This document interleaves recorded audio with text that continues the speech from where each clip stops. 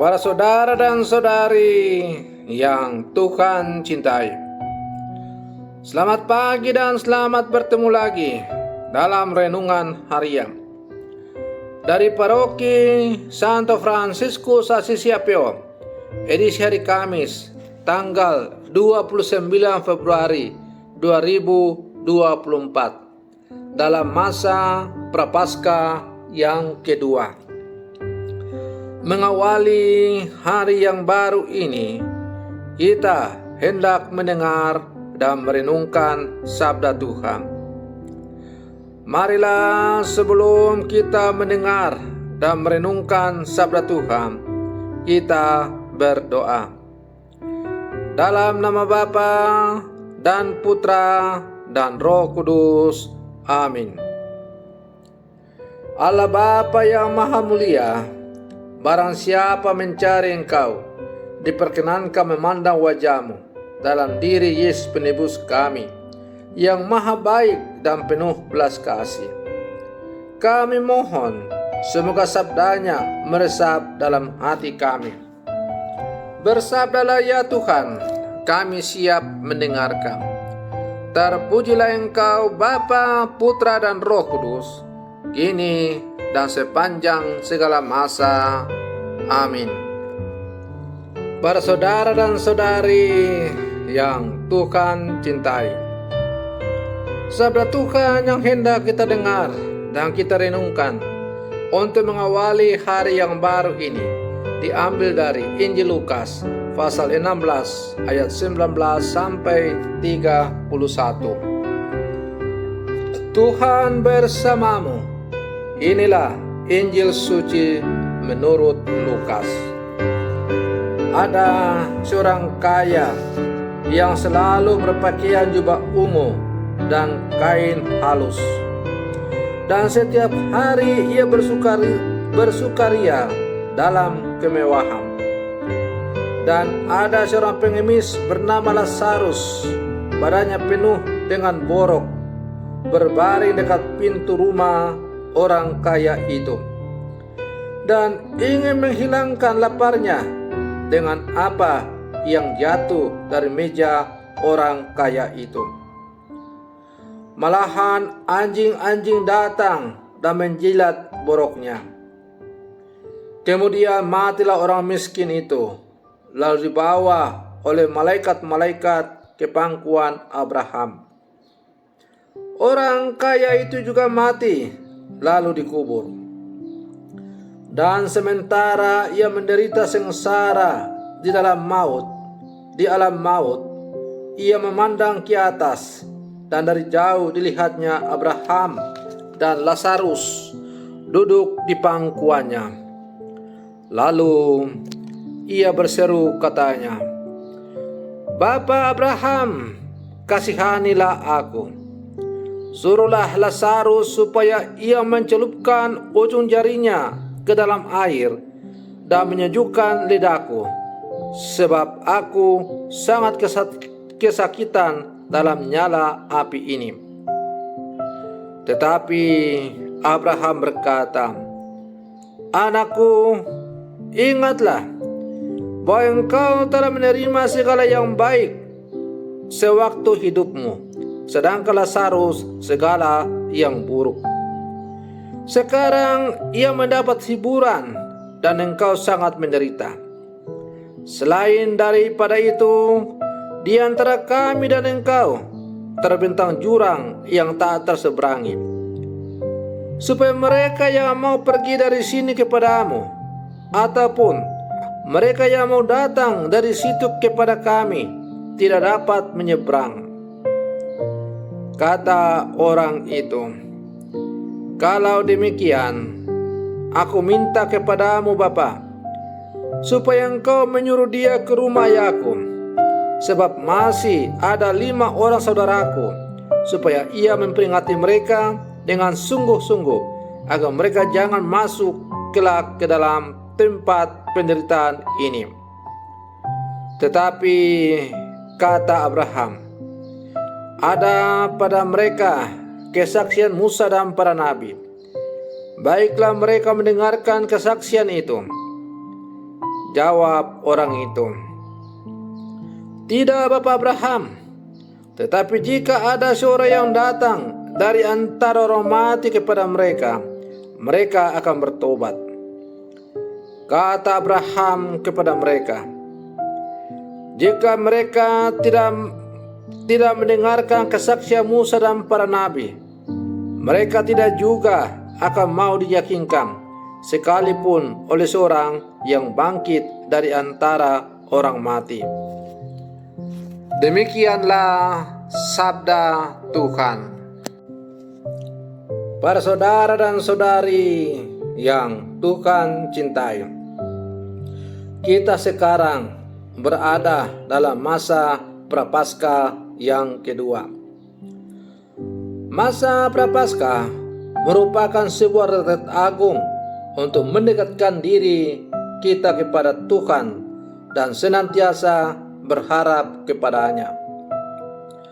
Masa retret agung ini akan berlangsung selama 40 hari. Berharap kepada Tuhan berarti kita mengandalkan kasih dan kuasa-Nya, bukan mengandalkan diri kita sendiri. Orang yang memiliki harapan besar pada Tuhan akan mengandalkan dan menaruh seluruh harapannya kepada Dia.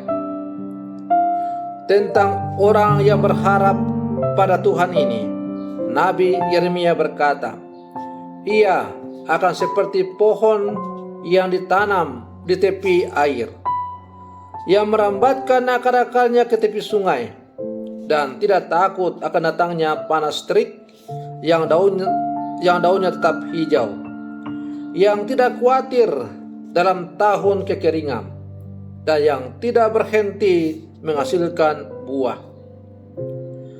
Orang yang mengandalkan dirinya sendiri akan merendahkan Tuhan. Sebab itu, ia akan seperti semak gundul di padang belantara. Ia tidak akan melihat datangnya keadaan baik. Ia akan tinggal di tanah tandus, di padang gurun, di padang garam yang tidak berpenduduk. Bersaudara dan saudari yang Tuhan cintai, melalui bacaan Injil yang baru saja kita dengar bersama, kita mendengar kisah Lazarus, orang miskin yang seluruh hidupnya di dunia penuh dengan penderitaan, tetap menaruh harapan hanya dalam Tuhan. Dalam bahasa Ibrani, nama Lazarus adalah Eleazar, yang berarti Allah telah menolong.